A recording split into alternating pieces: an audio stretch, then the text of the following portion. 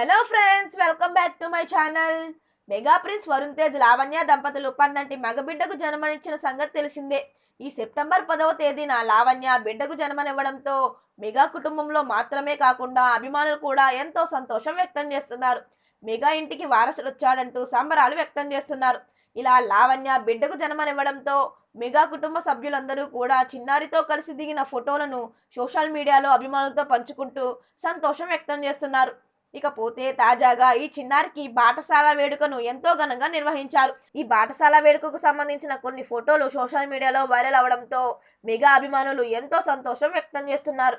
మరిన్ని వీడియోల కోసం మన ఛానల్ని సబ్స్క్రైబ్ చేయడం మర్చిపోకండి.